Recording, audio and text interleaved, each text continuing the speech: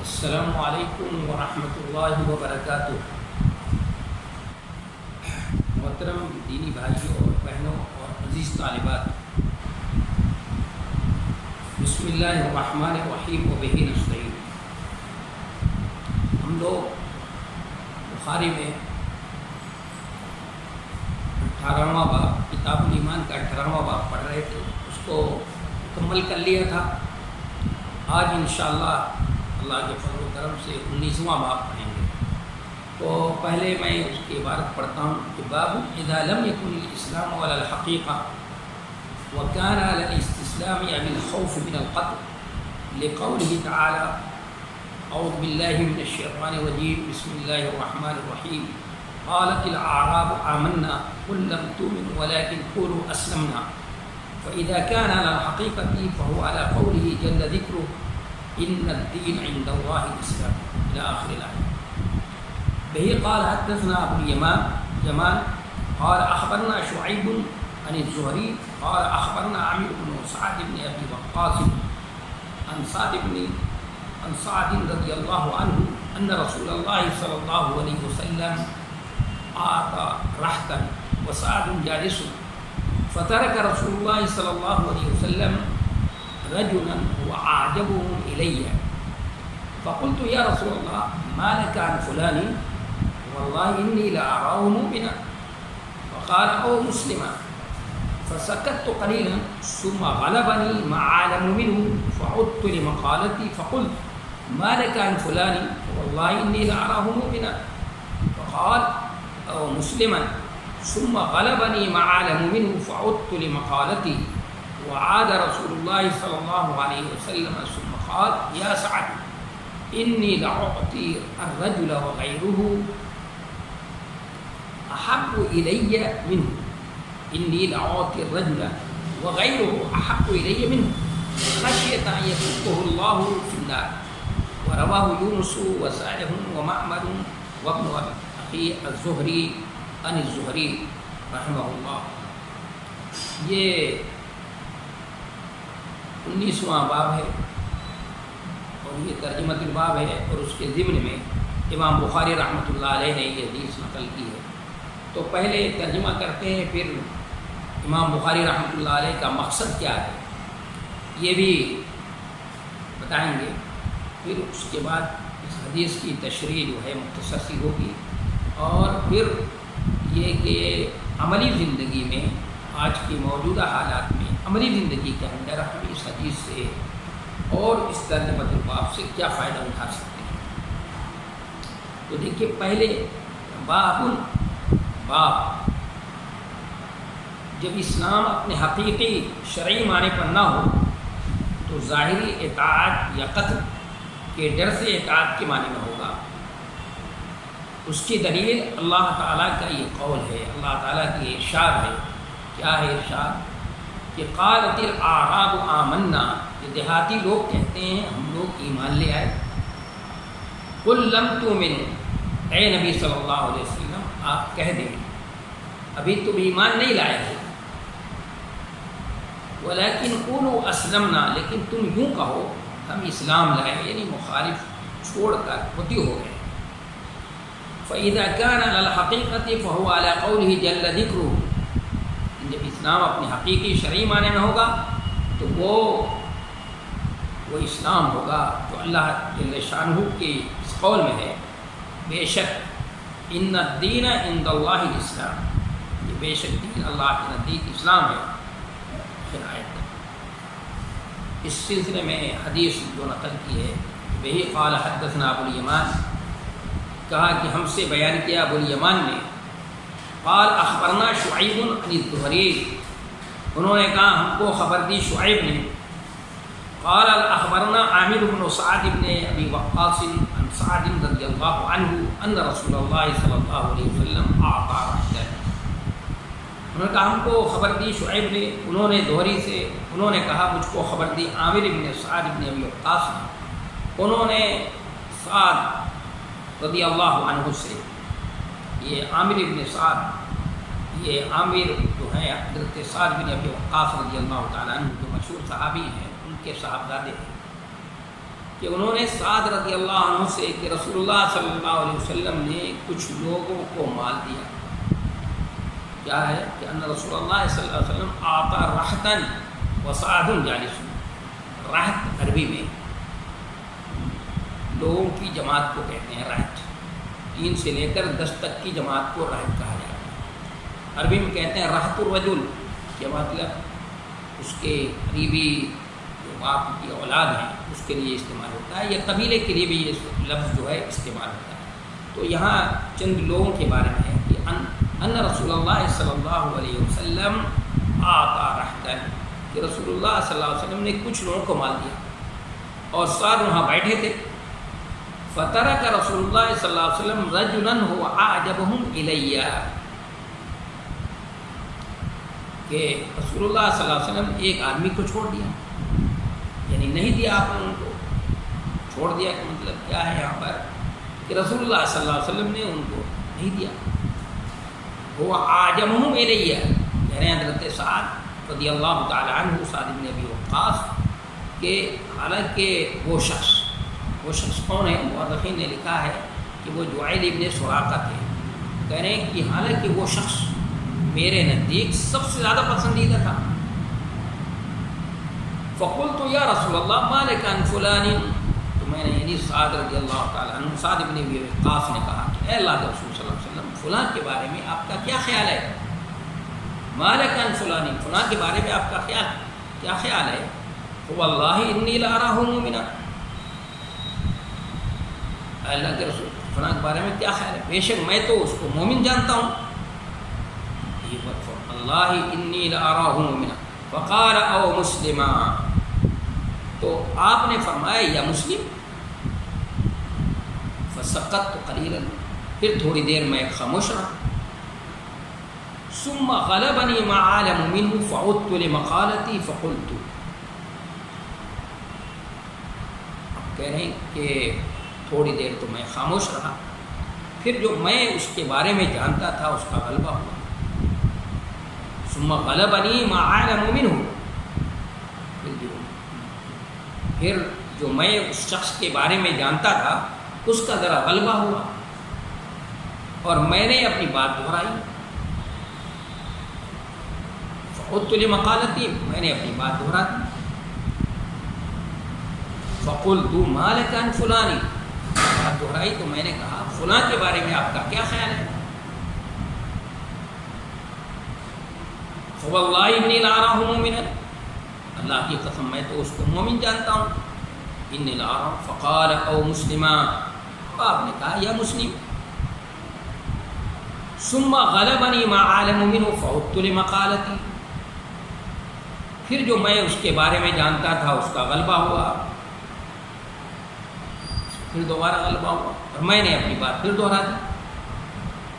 اور رسول اللہ صلی اللہ علیہ وسلم نے بھی پھر وہی دہرایا. وعاد رسول اللہ صلی اللہ علیہ وسلم, اور پھر رسول اللہ صلی اللہ علیہ وسلم نے بھی وہی دہرایا. پھر آپ نے فرمایا ثم قال, پھر آپ نے فرمایا یا سعد, اے سعد, انی دعوت الرجل وغیرہ احب الی منہ خشیۃ ان یکبہ اللہ فی النار. رواہ یونس و صالح و معمر و ابن اخی الزہری عن الزہری. آپ نے فرمایا ایسا سنو, میں کسی آدمی کو دیتا ہوں, میں کسی کو بھی دیتا ہوں, حالانکہ دوسرا میرے نزدیک اس سے زیادہ محبوب ہوتا ہے, ایسا اس ڈر سے کرتا ہوں کہ کہیں اللہ تعالیٰ اس کو عودے منہ جہنم میں نہ ڈال دے. اس حدیث کو یونس, صالح, معمر اور دوہری کے بھتیجے نے دوہری سے روایت کیا ہے, یعنی اس کے مطابق بھی موجود ہے, یہ مطلب ہے. تو یہ ترجمۃ الباب ہے اور اس میں امام بخاری رحمۃ اللہ علیہ نے یہ حدیث نقل کی ہے. تو امام بخاری رحمۃ اللہ علیہ اس حدیث سے, اس ترجمۃ الباب سے کیا بتانا چاہتے ہیں؟ تو اصل مقصد امام بخاری رحمۃ اللہ علیہ کا مرجئہ کی تردید کرنا ہے. امام بخاری رحمۃ اللہ علیہ نے اب تک مرجئہ کی تردید اس انداز سے کی ہے کہ ایمان جو ہے وہ قول اور عمل اور اقرار باللسان اس کا نام ہے. اس کو ثابت کیا انہوں نے کہ ایمان صرف نطق کا نام نہیں ہے، زبان سے کہہ دینے کا نام نہیں ہے یا تصدیق کا نام نہیں ہے، بلکہ زبان یہ قول اور عمل اور اقرار باللسان، یہ تینوں چیزوں کے مجموعے کا نام ہے۔ اب ہو سکتا ہے مرجئے کے ذہن میں دماغ میں یہ بات آئے کہ یہ تو ایمان کی بات بتائی جا رہی ہے، ایمان کے نظام کے ہیں، ٹھیک ہے، لیکن اسلام تو یہ تو غلط چیز ہے، اسلام نہیں ہو سکتا، اور اسلام جو ہے اسی معنی میں استعمال ہوا۔ تو یہاں پر اب دوسرے پہلو سے ان کی تردید کرنا چاہتے ہیں امام بخاری رحمۃ اللہ علیہ، یہ ثابت کر کے کہ اسلام جو ہے اس کے اندر دو معنی ہوتے ہیں، اسلام کا اطلاق دو معنی پر ہوتا ہے، ایک اس کا حقیقی اور شرعی معنی ہوتا ہے اور ایک اس کا لغوی معنی ہوتا ہے۔ اسلام کا ایک حقیقی اور شرعی معنی ہوگا اور ایک لغوی معنی ہوتا ہے۔ تو جب اسلام اپنے شرعی اور حقیقی معنی میں ہوگا تو اسلام اور ایمان اور دین سب ایک معنی میں ہوگا، سب اسلام جو اسلام جیسے ان الدین عند اللہ الاسلام ہے یا اسلام ہے، ایمان ہے، سب کا ایک ہی معنی میں ہوگا جب حقیقی شرعی حقیقی معنی ہوگا۔ جیسے اللہ تعالیٰ نے فرمایا فَأَخْرَجْنَا مَنْ كَانَ فِيهَا مِنَ الْمُؤْمِنِينَ فَمَا وَجَدْنَا فِيهَا غَيْرَ بَيْتٍ مِنَ الْمُسْلِمِينَ۔ اس آیت کریمہ میں جن لوگوں پر مومنین کا اطلاق ہوا ہے انہی لوگوں پر آیت کے آخر میں مسلمین کا بھی اطلاق ہوا ہے۔ اس سے معلوم ہوا کہ جب اسلام حقیقی اور شرعی معنی میں ہوگا تو اس سے اسلام اور ایمان دونوں ایک ہی ہوں گے۔ اس کا مقصد کیا ہوگا کہ اسلام اور ایمان دونوں ایک ہیں، جو تصدیق، اقرار اور عمل سے مرکب ہے۔ ابھی بتایا تصدیق بھی ہے، اقرار بھی ہے اور عمل سے مرکب ہے۔ اسی طرح آیت کریمہ میں ان الدین عند اللہ الاسلام میں بھی اسلام اور دین ایک معنی میں استعمال ہوا، اس لیے کہ یہاں دونوں کا شرعی معنی ہوگا۔ تو جب اسلام اپنی حقیقی معنی میں ہوگا، شرعی معنی میں ہوگا، تو ایمان اور اسلام دونوں کا ایک ہی مفہوم ہوگا، اور دین بھی اسی معنی میں ہوگا۔ لیکن جب اسلام کا دوسرا معنی ہوگا، لغوی معنی میں استعمال ہوگا، تو اسلام کے معنی ہوں گے استسلام کے، یعنی ظاہری طور پر اطاعت و فرمانبرداری کے معنی میں ہوگا، ظاہری اطاعت و فرمانبرداری۔ اور ایسی صورت میں ایمان اور اسلام کے درمیان فرق ہوگا، جیسے اللہ تعالیٰ نے فرمایا قالت الاعراب آمنا قل لم تؤمنوا ولكن قولوا اسلمنا۔ آیت کریمہ میں اسلام کا لفظ کس معنی میں استعمال ہوا ہے؟ لغوی معنی میں، یہاں شرعی معنی نہیں مراد ہے، حقیقی شرعی معنی نہیں مراد ہے، بلکہ لغوی معنی مراد ہے، یعنی ظاہری اطاعت و فرمانبرداری۔ یہ ان لوگوں کے بارے میں کہا جا رہا ہے جو قبیلے بنو اسد کے لوگ تھے، مدینہ منورہ کے قرب و جوار میں تھے، مسلمان اسلام کا غلبہ دیکھ کر، مسلمانوں کی طاقت دیکھ کر مرعوب ہو کر اور وہ مسلمان ہو گئے تاکہ کچھ فائدہ حاصل ہو جائے، تو انہوں نے آ کر کہنا شروع کر دیا کہ ہم تو بغیر قتال کے، بغیر جنگ کے مسلمان ہو گئے ہیں، تو آپ ہمیں زیادہ سے زیادہ نوازیے، اور اپنے ایمان کا، اسلام کا اپنے احسان جتلانے لگے، اور اپنے کو آپ کو کہا کہ ہم تو مومن ہیں، ہم تو بغیر قتال کے، بغیر کسی دباؤ کے ہم مسلمان ہو گئے ہیں۔ تو قرآن نے کہا کہ آپ کہہ دیجیے قل لم تؤمنوا ولكن قولوا اسلمنا، کہ تم تو یعنی صرف اسلام کا غلبہ دیکھ کر، مسلمانوں کی طاقت کو دیکھ کر مرعوب ہو کر کے کیا ہوا، تم نے ظاہری طور پر اطاعت و فرمانبرداری کیا ہے۔ تو اس معنی میں اسلام اس معنی میں استعمال کیا، اس لیے کہ انہوں نے اسلام کی بڑھتی ہوئی طاقت دیکھ کر ظاہری اطاعت کی تھی، لیکن ابھی ایمان ان کے دلوں میں پیوست تھوڑی ہوا تھا، ایمان ان کے دلوں میں راسخ تھوڑی ہوا تھا۔ اگر ان کے دلوں میں ایمان راسخ ہوا ہوتا تو وہ کبھی بھی ایمان احسان نہ جتلاتے، جس کا تذکرہ سورہ حجرات میں اللہ تعالیٰ نے کیا، اس لیے یہاں ایمان کی نفی کر دی، اس لیے اللہ تبارک و تعالیٰ نے ایمان کی نفی کر دی۔ تو یہ امام بخاری رحمۃ اللہ علیہ نے یہ ترجمۃ الباب قائم کیا کہ اذا لم يكن الاسلام على الحقیقہ وكان على الاسلام بالخوف من القتل، معلوم ہوا کہ اسلام دو معنی میں استعمال ہوتا ہے، ایک حقیقی شرعی معنی ہوتا ہے اس کا، اور ایک لغوی معنی ہوتا ہے. تو جب شرعی معنی ہوگا تو ایمان اور اسلام اور دین سب ایک ہی معنی ہوگا. اس کا اطلاق دوسرے کے اوپر کیا جا سکتا ہے، جیسے کہ قرآن کو پڑھنے سے معلوم ہوتا ہے اور حدیثوں سے بھی یہ معلوم ہوتا ہے. اور جب وہ اس کا لغوی معنی مراد ہوگا تو ظاہری طور پر اطاعت و فرمانبرداری کے معنی میں ہوگا. ظاہری اطاعت و فرمانبرداری کی طاقت سے مرغوب ہو کر یا کسی وجہ سے ظاہری طور پر جو اطاعت و فرمانبرداری ہوگی اس کے معنی میں استعمال ہوگا. تو یہ امام بخاری رحمۃ اللہ علیہ اس کو بتا کر کے یہ بات قائم کر کے مرجئہ کی کیا کرنا چاہتے ہیں، تردید کرنا چاہتے ہیں کہ وہ اسلام صحیح معنی میں شرعی حقیقی معنی میں ہوگا، وہ اسلام ایمان کے معنی میں ہوگا. اور ایمان ہے کیا چیز؟ ایمان تصدیق کا نام ہے اور اس کا نام اقرار اور عمل سے مرکب ہے.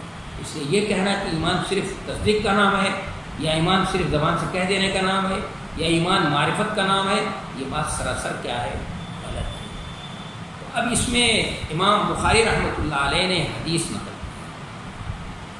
کی، حدیث بیان کی ہے جس کے راوی حضرت سعد بن ابی وقاص ہیں.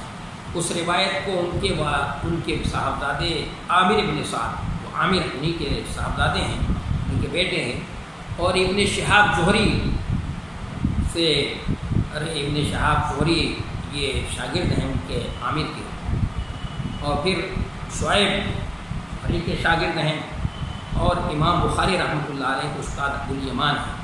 اس سے امام بخاری رحمۃ اللہ علیہ نے حدیث نقل کی ہے. اس میں واقعہ نقل کیا ہے کہ رسول اللہ صلی اللہ علیہ وسلم نے کچھ لوگوں کے درمیان اپنے مال غنیمت آپ مال تقسیم کر رہے تھے. آپ صلی اللہ علیہ وسلم نے کچھ لوگوں کو دیا، کچھ لوگوں کو مال دے رہے تھے. تو آپ حضرت سعد بن ابی وقاص بھی بیٹھے ہوئے تھے.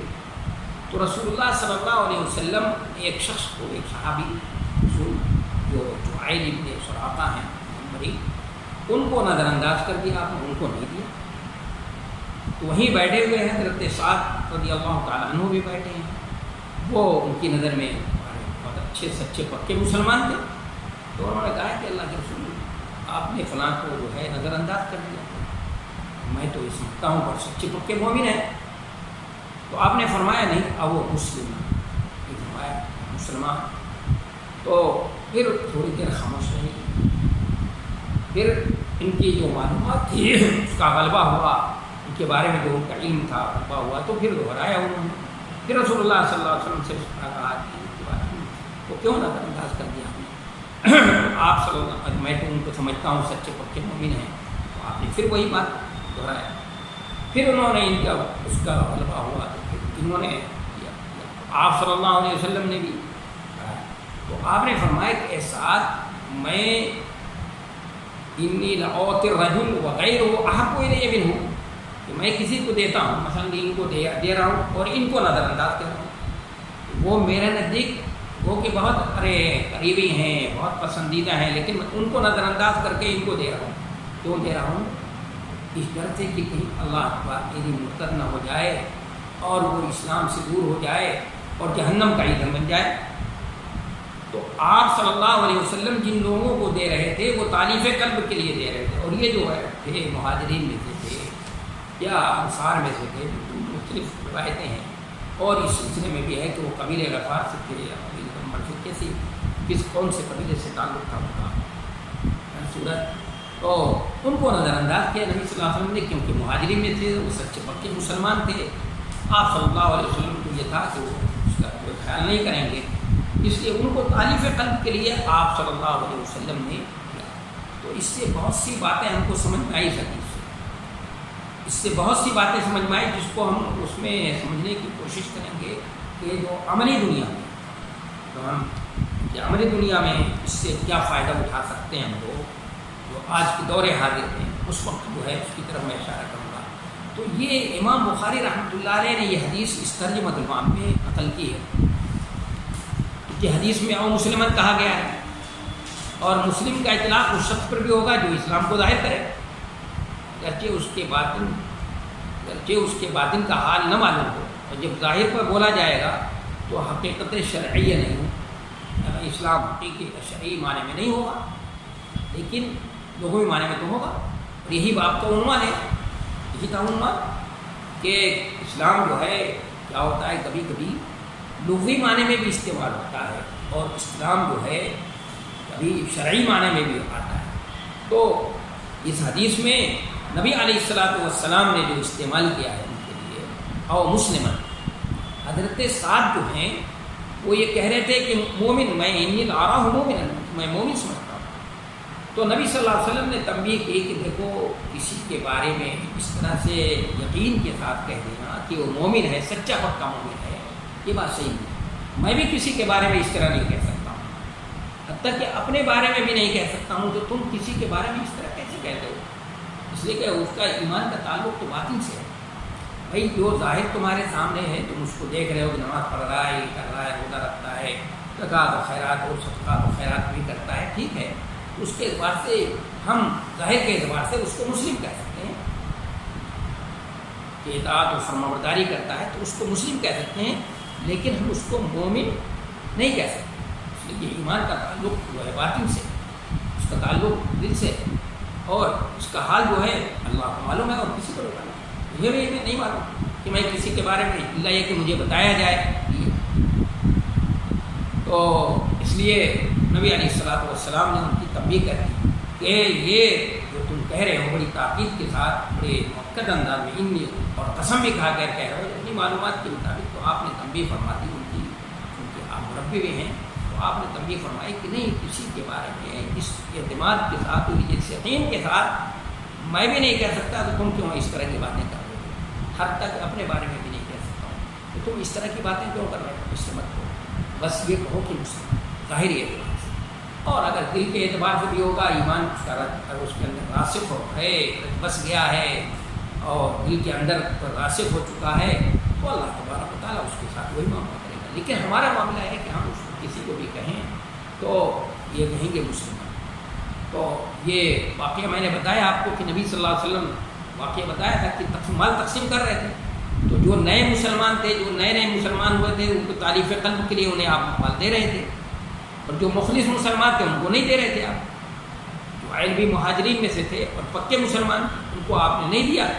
تو حضرت سعد نے کہا انی لا ہوں مومنا، تو نبی صلی اللہ علیہ وسلم نے فرمایا او مسلم، یہاں او عاطفہ ہے، او پڑھا میں نے، آوا نہیں پڑھا، اور اس میں دو معنی کا احتمال ہے، او دو معنی کے لیے تو آتا ہے، ایک تنویر کا معنی ہوتا ہے تقسیم، اور ایک تشریق کا معنی ہوتا ہے۔ تو اگر او کو یہاں پر کہ آپ نے فرمایا او مسلمان، جب تنویر کے لیے مانیں گے تو مطلب یہ ہوگا کہ نبی صلی اللہ علیہ وسلم حضرت سعد کی رہنمائی کر رہے ہیں کہ اس طرح جزم اور یقین کے ساتھ تم ان کو مومن کیسے کہہ رہے ہو؟ بھائی ایمان کا تعلق تو دل سے ہوتا ہے، اور دل کا حق تم نہیں جانتے ہو، ممکن ہے وہ مسلم ہو اور مومن نہ ہو۔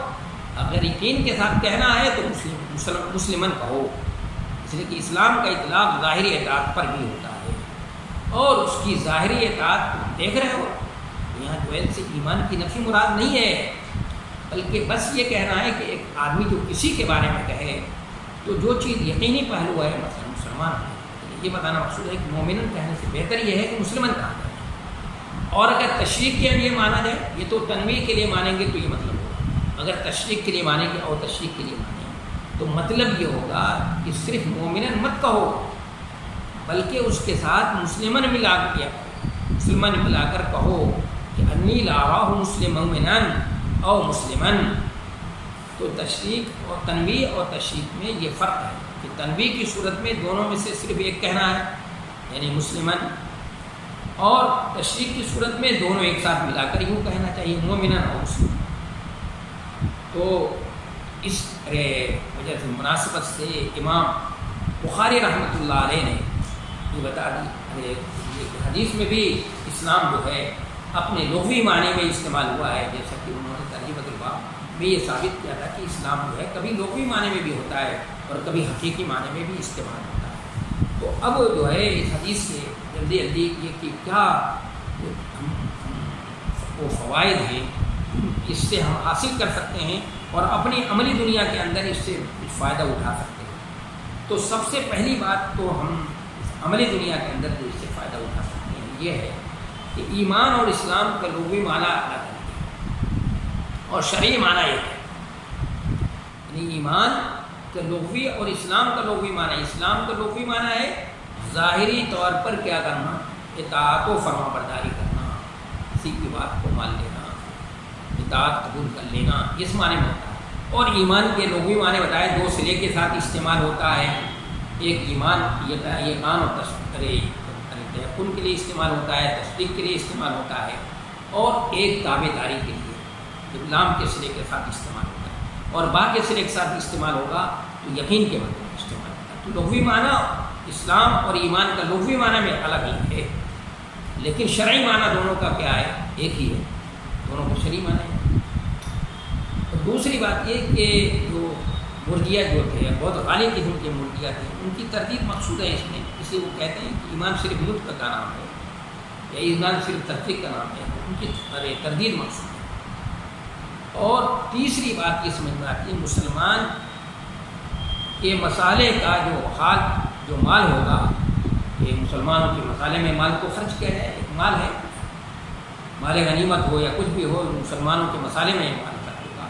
اس میں حاکم کو یہ باقاعدہ اختیار ہے کہ وہ اپنی ثوابدید سے تصرف کر سکتا ہے.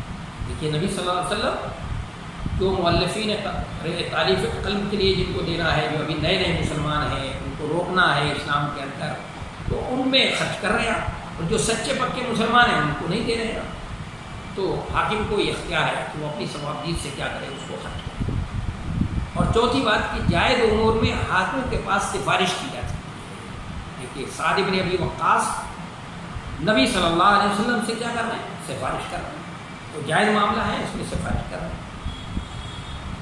تو ایسی کی جا سکتی ہے. کہیں پر بھی کوئی جائز معاملہ ہو، کسی سے سفارش کرنی ہو تو ہم کر سکتے ہیں. اور پانچویں بات یہ کہ اگر کوئی فساد نہ ہو، اگر فساد کا اندیشہ نہ ہو تو سوال کو دہرایا بھی جا سکتا ہے، جیسے کہ حضرت صاحب نے دہرایا ہے، سفارش بار بار کی ہے.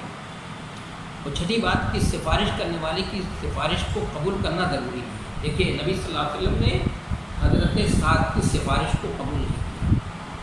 کوئی ضروری نہیں ہے کہ نبی صلی اللہ علیہ وسلم سے کوئی سفارش کرے اور نبی صلی اللہ علیہ وسلم اس کی سفارش کو کیا کر لیں، قبول کر لیں. تو سفارش کرنے والے کی سفارش کو قبول کرنا ضروری ہے.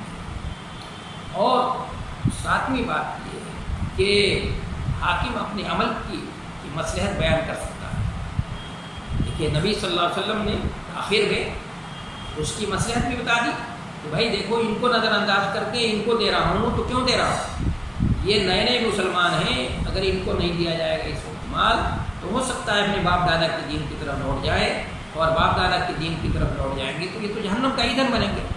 تو میں ان کو جہنم کا ایندھن بننے سے بچانے کے لیے ان کو دے رہا ہوں، اور یہ تو سچے پکے مسلمان ہیں، ان سے یہ ڈر نہیں ہے، تو اس لیے میں انتخاب. یہ بہت ساری اہم باتیں اور قیمتی باتیں جو ہے اس سے ہمیں اس سے سمجھ میں آتی ہیں، جو موجودہ دور میں ہم اس سے استفادہ کرتے ہوئے اور فائدہ اٹھاتے ہوئے ہم یہ بات کہہ سکتے ہیں.